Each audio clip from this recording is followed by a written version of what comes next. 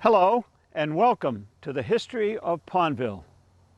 Today we're at the home of Nate and Betsey Whitney and their daughter Ashley, and it's located on Valley Street in Norfolk in the Pondville section of town. We're here to meet an extraordinary person who has done an extraordinary job in putting together the history of Pondville in this book. And this lady has spent many hours and devoted herself to writing this book. I want you to come on inside with me if you would, and we'll meet Betsey Whitney, who is the author. Good morning, Richard. Hello, Betsey. Come on in. Thank Good you. to see you. Thank you for welcoming us into your home so we can discuss your great book, The History of Pondville. This is the author that has spent, I don't know if you ever gathered the hours that you spent putting this book together. You certainly have gone to great lengths. Well, I never counted up the hours, but I do know that from start to finish, we're talking a little over 3 years. So oh boy, it's a lot of I believe preparation and it's a lot so of thorough. writing. Well, let's sit down and we'll talk about how things are going. You know, before we get started, outside you said about Pondville. People don't know where Pondville is and what constitutes Pondville. So I think you have a map I that do. would show us what Pondville is, Yes. where it is. Yes, I will. And so you're referring to the sign that's in the front of my yard that says, you are in Pondville, Okay. established circa 1730 is the date that is pretty widely given to when Pondville started. I'm just going to show you a map of the town of Norfolk, which is right here. The southeast section of Norfolk that actually was once part of Wrentham. It was called North Wrentham, but the southeast section of Norfolk is Pondville, and it really amounts to about 1.5 miles, 2 miles square. It's not very big. It's a small section, but it's very big. So it borders Wrentham, Foxborough, and Walpole. Yes. To name a few. Yeah, to name a few. To name a few. Well, so there it is. There it is. Down in that 115 runs right through the middle of it. Yes. And Route 1A, or Dedham Street, is slightly south of Valley Street, within walking distance, another major route. So Okay. we're near 115, 1A. On the other side of things, we're near Route 1, and very easily accessible to Route 495. Sure. And 95. In other words, a perfect spot.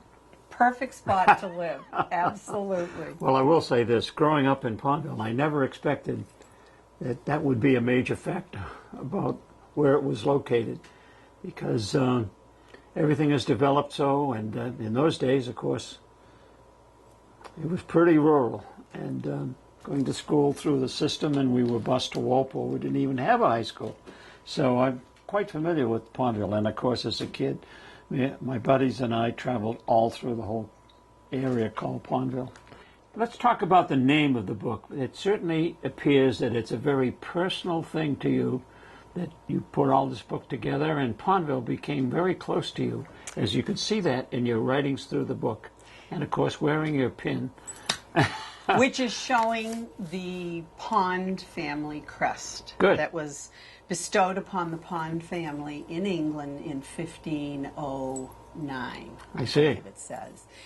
And I'm so glad, Richard, that you use the word personal, because I referred to my project as I'm writing about the history of Pondville, but that just seemed so dry and so technical, so unemotional. And I really am very passionately happy about this area called Pondville. But I wanted the person who looked at my book, which of course in the beginning I didn't plan on writing a book, I was just going to sort of write up a collection of thoughts and ideas. But I wanted the reader to know my style and what they were in for. I wanted them to know what it was that I was getting at. So I myself have to actually read it because it takes a while. Pondville, my home and neighborhood, my personal search for its history, preservation of its past, and hopes for the future. To me, it says it all. It does. And what you see is what you're going to get within almost 300 pages. I do write the way I talk, which is a lot, which you already knew. No. Hey, you were a school teacher. Yes, yes. I am originally from Needham, not too far from here.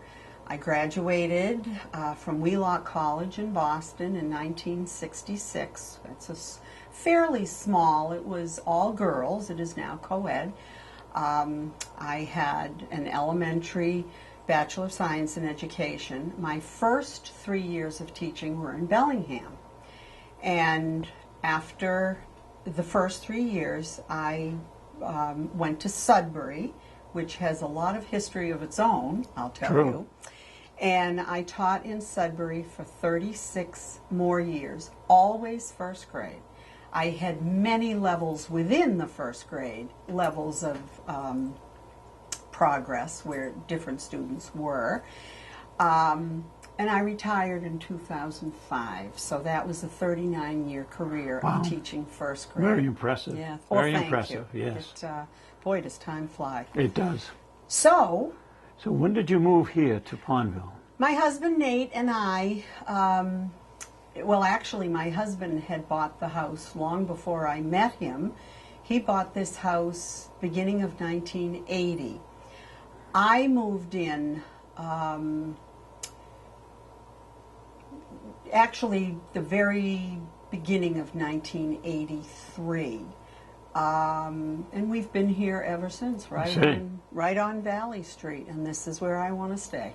You've done a marvelous job in fixing it up and decorating, and it's just a beautiful home. Oh, thank you. I used to say to people, oh, I live in a very old house. It's 200 years old. That's about all I knew. It's just a very old house. It's a couple of 100 years old. I never thought who Yep. lived here, who built it, what's its history. I knew that major repairs needed to be done throughout the years, but it wasn't until I retired that I began to think, where am I? What is the history of this house? And you're probably going to say, well, why did you write this book? Well, Correct? that was one of the questions, yes.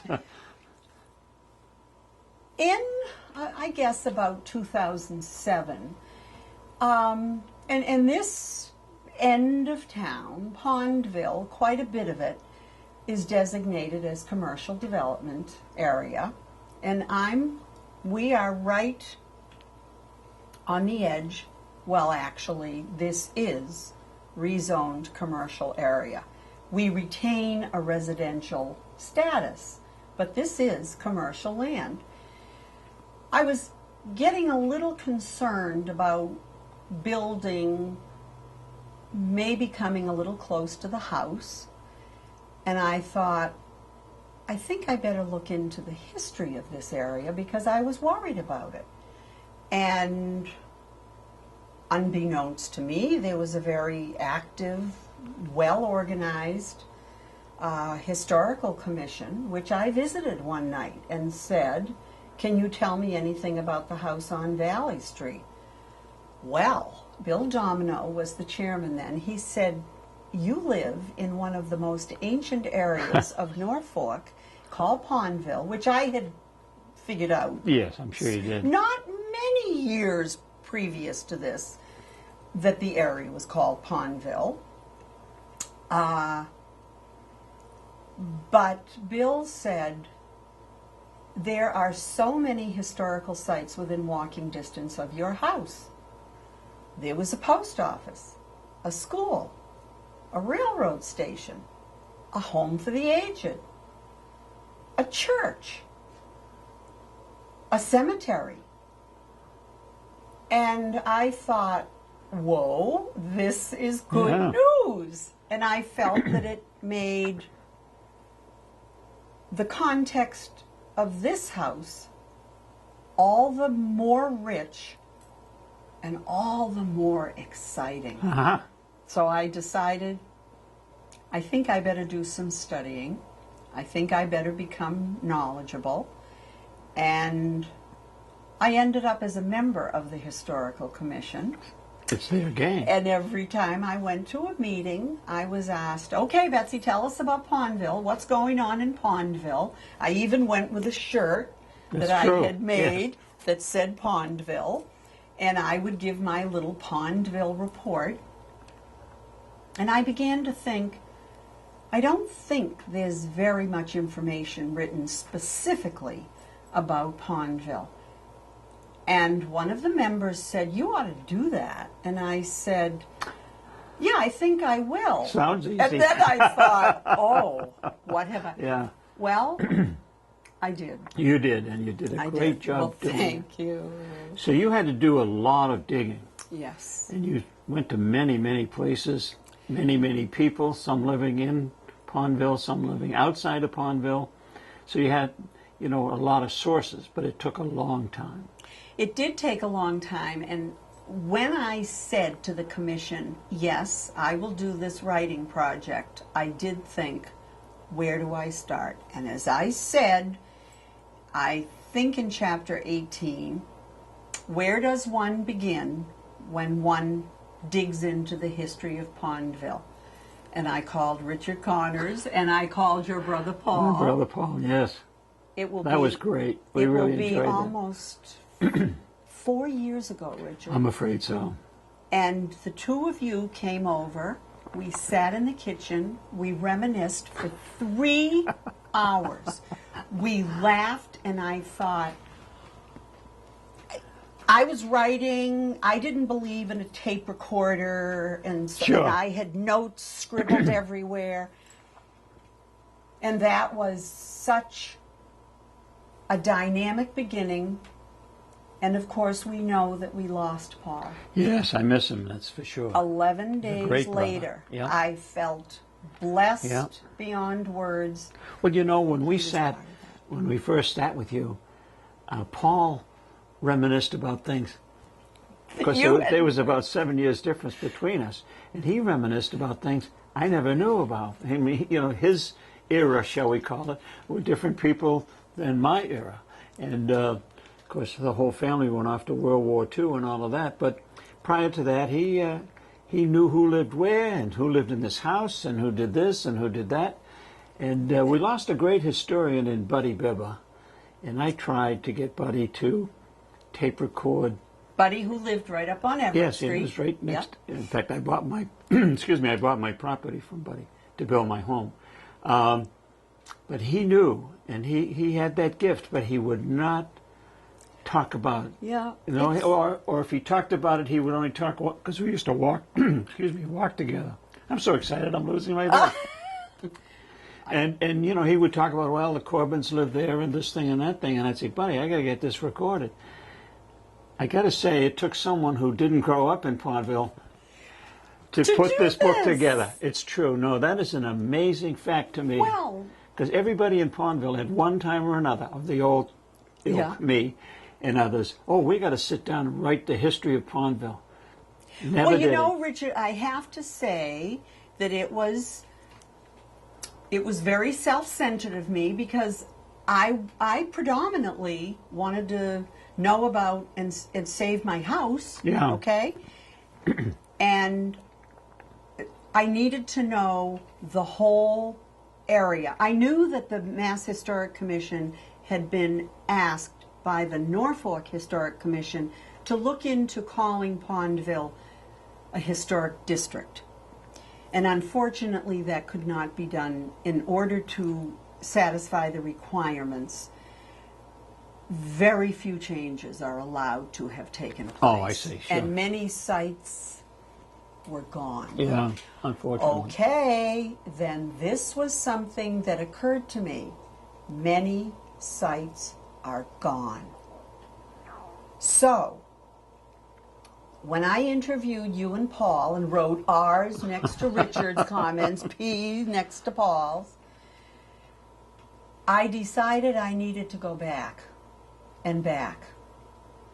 I needed to know how the 8 or 9 very historic sites, many gone or many changed, how they began.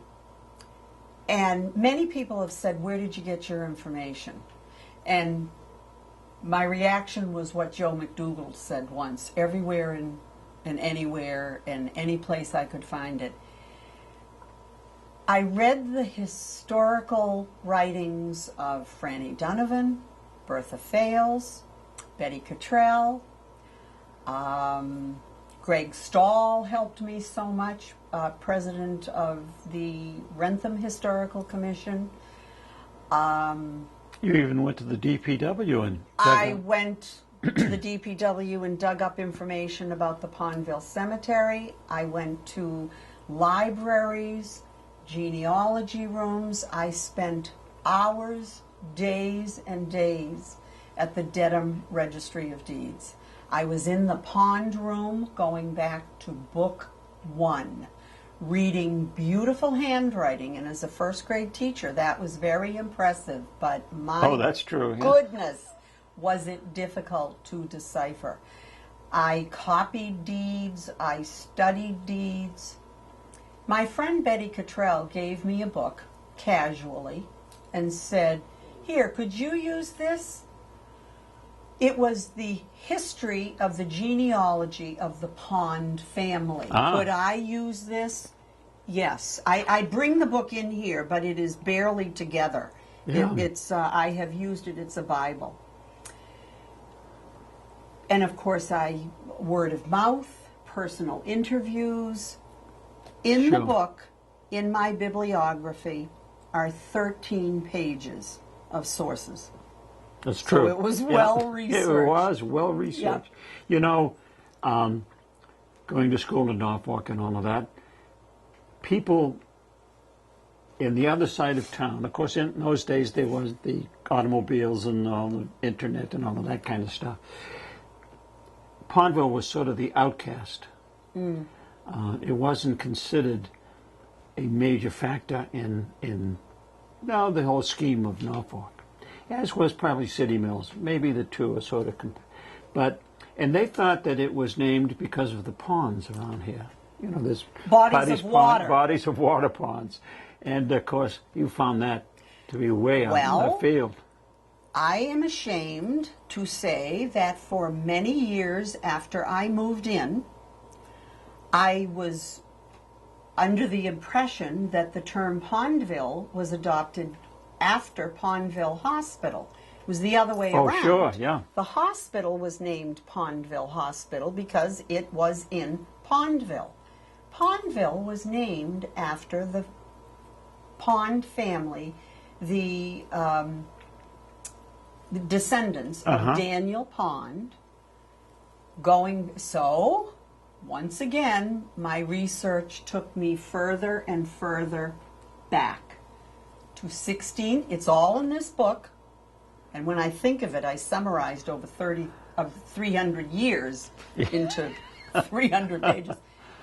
I went back to Groton, England, and I started with Robert and Mary Pond in 1630. They came over to this land in the Winthrop fleet.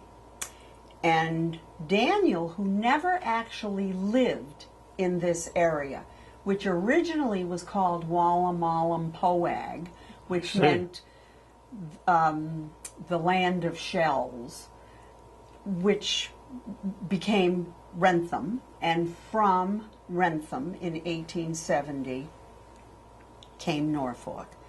Pondville, I couldn't find out exactly when the term was officially used, but it was called Pondville because of the preponderance of Pond families who lived here, including this house. This house was lived in by Deacon Smith and his wife Jerusha. Smith's father's name was Elijah. Elijah's father's name was Jacob the second. Jacob the second's father's name was Jacob the first. And Jacob the first father's name was Ephraim. And Ephraim's father's name was Daniel. I see. Wow. And the Pond family has branched out and multiplied, and there are some ponds in the area, not so many actually in Norfolk. Yes, true. Of course, if you, which we will do later on in another chapter, go up and visit the cemetery. You'll see a lot of the names that you're putting That out I now. have just mentioned. And right? we'll do that in chapter 2. Good. Yeah, I think we'll break this up into chapter 1 and chapter 2 or 15, depending on how detailed we go. Well, we've been laughing. Now, the sun, of course, is lovely now. You and I have tried to have our Pondville project get off the ground, and the weather has been difficult. But we have persevered. We have, by golly, and you persevered in doing all the work that's required to do this book. Well, you self-published this and I book. did, and I wanted to get back to the title. I remember thinking, okay, I've got to begin. Okay, today's the day. And I learned from my college days, after I wrote an outline, and I even taught my first graders how to write what we called a plan. And I would say to the children, as soon as you've got your plan done, it's clear sailing. And I was sitting on the front porch, and I was just admiring this whole lovely area. And I just thought, well, what would I want to know if I didn't know anything about Pondville? I came inside and I wrote my outline. And I stuck to it for the most part. And I began writing. And I started with, what is Pondville? Why is it called Pondville? Exactly where is it? Every chapter in my book, and there are 19 of them, begins with a vignette. And I have put it purposely in italics. Believe me, they're humorous because They are. admit to how uninformed I was about the area that I had been living in for many years. But having a job teaching in Sudbury, I spent most of my time there. So every chapter begins with a vignette where I tell the reader what they will learn, and I will tell a story and take them on a trip through either this specific property, or we'll go to the post office, we'll go to the pond home, which is no more, we'll go to the chapel, which is a private residence, we'll go to the Nicholas Fairfield House, which I didn't even know who Nicholas Fairfield was, and all around other historic spots. So this was, it's easy to say, it was a labor of love. It was, Once you got the plan going, you were off and running. And I became very possessive. I know have that. to Yes, say, that's I true. became very possessive. I did my own typing. I did much proofreading. But let me tell you, even up until the 4th printing, every now and then I would find something. Thelma Ravinsky was absolutely wonderful. She's a member of the committee. And she loved this book. So it made it easy to have her say. Now on page 59 you put he instead of him. Thelma was so helpful in finding glitches. Yeah, she's good. I wrote a poem for Thelma called Ode to a Glitch, and she loved it. That's for my next book. Good girl. I hope there are more. But I did self-publish it. I called our town publishers in Medway, spoke to a young woman, Donna, and I was very shy, if you can believe it. And I let said, me see. no, have I convinced you? I might have trouble with that. And I said, hello, my name is Betsey Whitney, and I wrote a book, but it's not famous. No, I'm just a regular person. And she said, okay. And I said, do you publish books for unimportant, unfamous people? Sure, of course we do. So I said, I was so excited. And so she said, when you finish your manuscript, are you going to have pictures? Well, there are about 204 pictures and documents. Yep. Many I took myself. I scrounged around everywhere and found old pictures, and I took new pictures because I really wanted folks to see then and now. Yes, you did. And I did all my own. The old-fashioned term would be typesetting, putting the picture in the text in the right place. Oh. Brought it all to the. I hope you wanted a lesson on publishing. No, no. This is what you. It's what you went through to do this. All in a box. It was thick. And I took it over to the publisher, and she got it on a CD. And then I spent the next 8 hours on different days with Donna, sitting right with her, page by page. I read the proof. I looked at the pictures. We had to use a lot of the computer, photo workshop, and taking out wrinkles and getting rid of the pattern that was on the paper. I learned so much about how a book is published. 4 proofs. Finally, my book was finished. I wanted the color of the cover to be the color of my house. Good move. Selfish. Good move. No, you wrote the book. It's your call. And good call, by the way. It's very impressive. And I wanted not a hardcover. I wanted people to be able to read it, leave it open, chapter surf, and in a hardcover book, I was just worried that, yes. Plus, it's much more expensive to do a hardcover. Oh, yes, I'm sure it is. I financed the whole thing. It was never meant, as you know, I'm not a martyr. This is a passionate labor of love. If people pay me for the book, it's only for the production of it. That's all. I'm not doing this for profit, true. which you know. So, my first batch of books was picked up, I believe, in February, this past February. And people have been so excited about Pondville, all in a volume. All in one book. But I have taken so much information from so many past historians and people who have contributed to the growth and development of Pondville. But yes, you mentioned Pondville was way out there. And I call Pondville in the book way out there. Yes, you do. And you know what? I love being way out here. Me too. I really do. Pondville was like a town within a town. It was very autonomous. And I really enjoy that. I feel that we still are kind of way out here. And I consider that to be one of the strong points of Pondville. I do think that, and you said it, Richard, that and it isn't just me, I was the conduit.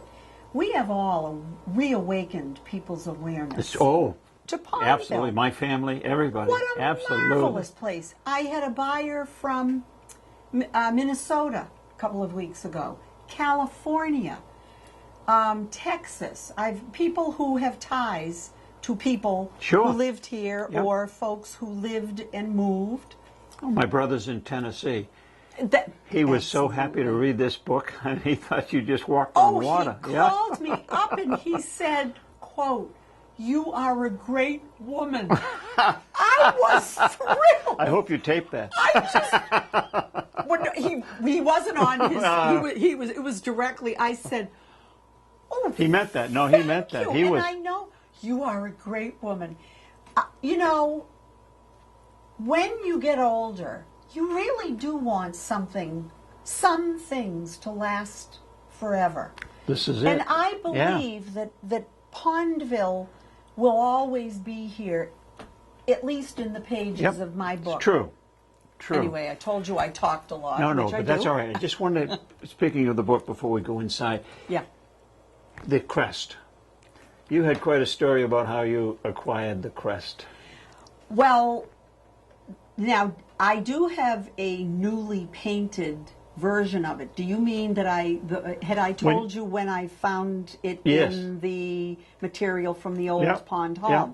When I was researching Chapter 8, Becky, the director, Becky Annis, the director, said, oh, sure, she'd love to meet with me. Very few people knew that the Pond Home for the Aged was Started in right Pondville. here. Yes, true. Yeah.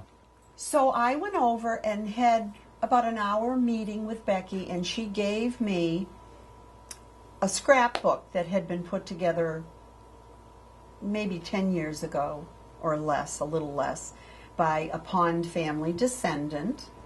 And she had an envelope, and she said, you know, this was given to the daughter of Virgil Pond and was passed down. Why don't you take it and you can keep it? Wow. Oh my goodness, it was absolutely loaded with newspaper articles and information about the Pond Home. Harriet Pond Cressy, the sister of Virgil Pond, who donated the Pond family home to be the Pond Home for the Aged.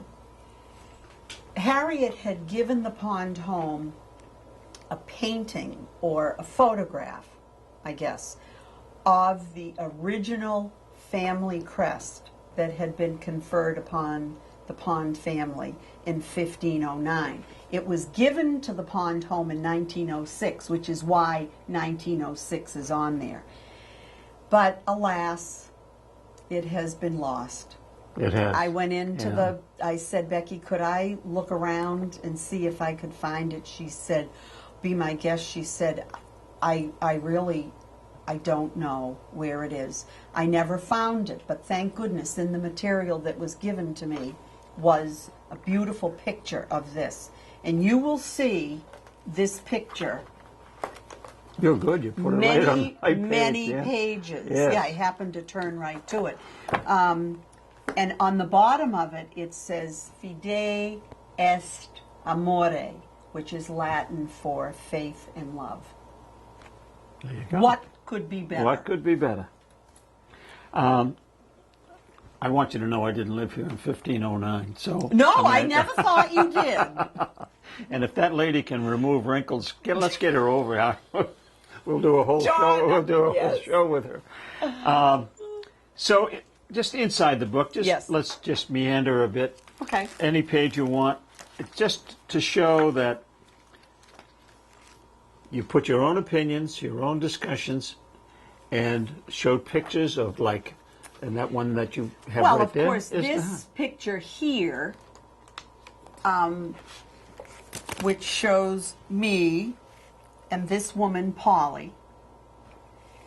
Polly lived in this house in 1946 with her family, 5 girls. And Polly has one picture from her childhood. And she gave me this photograph, and it shows Polly there. Now we're in my home, so we can hear the phone ringing. Do we just ignore it? I thought I had unplugged everything. you see, you prepared for this book pretty well, but the But phone's, the phone, we are going to ignore it. Okay. I'll ignore it. Doesn't Now, bother me. as an example, and I do begin the book with a picture of my husband and I and his 3 children in 1983. I dedicate the book to them. And as I say in my introduction, I really wanted the children to appreciate, value, and save this house when we're gone. The day that I lost my dog after 17 years, I decided the book was going to be dedicated to him too, to Duke. That's a nice touch. Being a dog person, And that's when a nice touch. the day that I found Duke, he had been wandering homeless. He was homeless for 3 days, and we took him in. So to me, he was a real gift of Pondville. So Dookie's in There the you book. go. There you go. Well, he's well remembered. And all through the book, Yeah. there are pages that show whatever you're talking about in the written Yes. portion of the book. So if you want to, some books you have to go, you read it and it says reference page, Oh, blah, and blah. then you got to flip it all the way back. Let me just tell you folks, she knows what she's talking about. She puts the words with the pictures so that you don't do the flip-flop.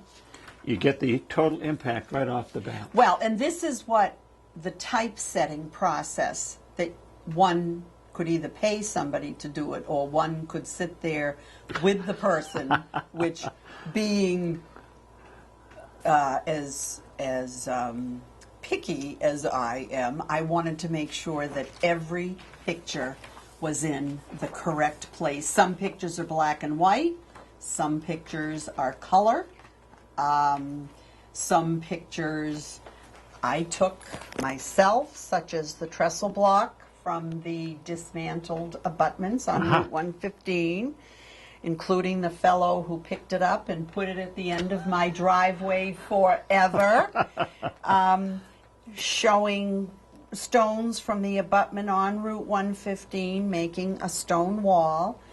But yes, it was very important to me that everything be in context. I wanted the reader to be grabbed right in and to have immediate It does that. satisfaction. Let me say this. Tie It does together. And I think that's one of the A strong point. a strong Good. point of the book, yes.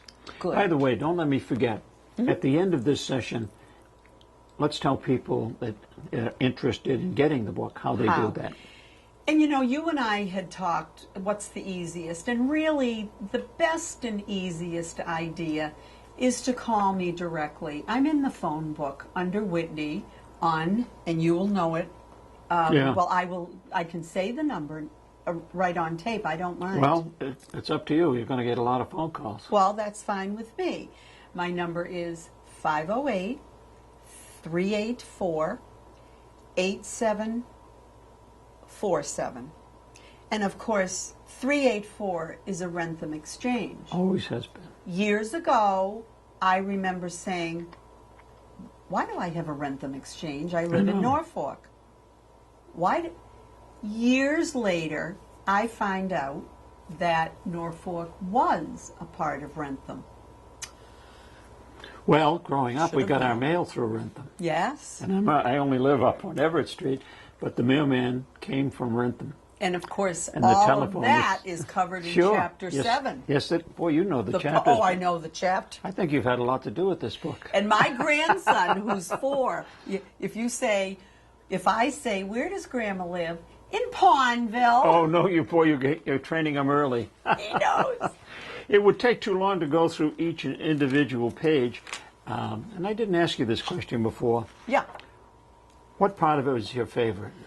Or is there a favorite? Oh, boy. That's a tough question. For a long time, the Pond Home for the Aged, Richard, I had no favorite. I just grew to know them like a newborn member of, an old newborn member of my family. Even the Pondville Correctional Center, which is relatively new compared to everything else in the book. The Pond Home and the Weber Duck Inn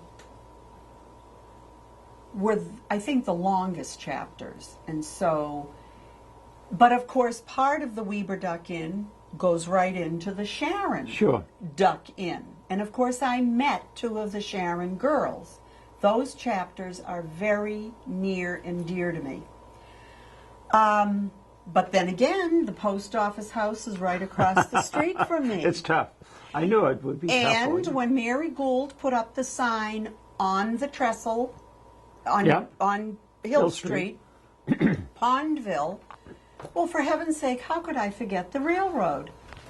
So, it depends at the moment what I'm thinking and talking about. Well, growing up here, the different things that happened in Pondville, like in the summer, the people from Boston would come out and they had little summer cottages, let's call them. Boxers trained out Was here. this on Everett Street? On Everett Street, yes. And the Pondville Hospital, of course, was the main draw for people to move to this area because they worked at Pondville Hospital. Mm-hmm. And that goes way back, of course. And then... and of course, you know the Pondville Hospital was one of my favorite chapters. Yes, to it is. write Oh, about. yeah, absolutely. And the other thing was the Sharon Duck Farm, which during World War II, when you couldn't buy meat, you know, they had food stamps, and you're too young to remember this, so I'll refresh it. And you could eat ducks. And Charlie Sharon had literally thousands of ducks all around your Wasn't house. there a young fellow named Richard Connors who used to work for Charlie Sharon? 25 cents an hour. $2. Oh, do I $2. have some good stories in this book? I do have some great personal stories. But those were the things that drew people to Pondville, but didn't excite the rest of Norfolk. I mean, that's why, one of the reasons why it was... It was way out there, Richard. It was way out there. And to me, that's a very strong point. I did get a call 2 years ago from a woman, Marie Pascali. She had emailed Betsey Pine and said, you know, I went to a camp, and it was in, I think they called it Pondville. And I went out there, and I don't know, she said there's a house there. It's a red house. There you go. But she said the Baptist camp was behind it, but it's gone. Yeah. Betsey Pine emailed me and said, would you like Marie's number? YES. And I had a wonderful conversation with her, and her story is in my book. She did attend the homestead. The camp has had several different names. Yes, it has. Because the Pond Home left Pondville in 1931. It had gotten too small, and it relocated to Rentham on East Street, where it is now. And unfortunately, and when we talk in more detail, I will show a picture of then and now, which is going to explain why I wrote this book. The house burned down, what was left of the place in 1979, and now it's all woods. It's all woods. It's gone. Yes, it is. Quite a memory, though. It's alive here. It's alive in the book. You have some pictures of it. And Marie had such wonderful stories. Did she? Picking apple. Oh, I'll let the reader read it. I've got to. Oh, I'm telling you. Well, it's true. You know, when they came from the city, yes, out here, totally different life. Yes. I mean, it was unbelievably different. And when she came here, she came with her whole family. Oh yeah. It wasn't like kids going to camp today. So you drop them off and pick them up 2 It weeks was later. mother and Marie and a sister and a brother, and then Dad came on weekends. And it was a lot of them. Yes. When they invaded here, Yes. the population There was of a swimming Pondville went pool. up. Yes, that came later. It was built later on. Before that, they just walked around Pondville. Yeah. You'd see groups of people that you've never seen before, you know, walking the streets Temporarily, and checking things out, and up at the cemetery where we pulled some jokes on them as kids. But I mean, you know, that was natural. But they were city kids, and they got countrified for maybe a week or two, and we had a lot of fun with them. Right. Some of the girls were very nice girls too. Oh, Richard, not that I know, comment because on that. No. So, what do you think? Should we call it here and then go on to chapter 2, which would be a visit to all the places that are in your book? I absolutely hope so, because Did I leave out anything that you wanted to say? Because you are the author. You are the person. I know, but you and I both talk, so I think we covered a lot. So I think, Chapter 2, we should begin our trip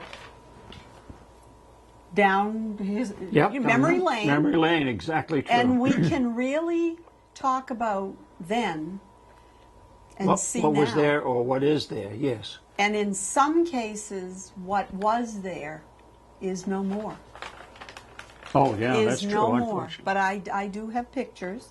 But some of the, to put a little intrigue into this, you'll see a chapel, a stone chapel where people live that has its own history across from where the pond home was. Another house further down, probably never seen by anybody because it's not an active street that goes by it. Well, of course, this is Old Pond Street, which used to be Pond Street. And when it was discontinued, when Route 115 was put all the way through, it has a cul-de-sac. I keep pointing over there because the street is down there, and it runs along the side of my house. I don't think... In fact, a few members of the Historical Commission weren't even sure if that house was still around. I know, yeah. It's true. And the people who live there now take wonderful care of it. Yes, they do. And I have included a lot about Nicholas Fairfield. Sometimes I say Fairbank by mistake. Fairfield. And the stone chapel, which did become a residence in 1980. Then we would move to where the post office was, yes, where the school was. Yes. Unfortunately, there's not much left of the school. Pondville, that was my favorite chapter. Oh, was it? Okay. I imagine Being a school teacher, it was a one-room, Chapter 6, one-room schoolhouse, gone. So then we would go up onto Hill Street to show where the railroad station was and the house that was moved from where the station was. Now, would we go up through Mary's backyard to see where the freight house used to be? Sure. Where it is now. Yep. The barn behind the Eisner house, which was built by H.K.W. Pond. Good girl. See, when I grew up, it was the Carlsons, a little farm. Right. I think we skipped over. When people came here to Pondville, it was farming. Yes. Yeah. That we were way out there. We were not rich industrialists. Maybe we're not rich anymore, but at least we weren't industrialists. That's true. That's true. So, there's quite a few areas that we want, and spots that are mentioned and talked about very nicely in this book that we're going to show you. And of course, Greg Stahl said to me, houses like my house was the farmhouse on Valley Street, and Valley Street was pretty much as it is now, straight through. Lots of land. I mean, houses weren't close together. Oh, no.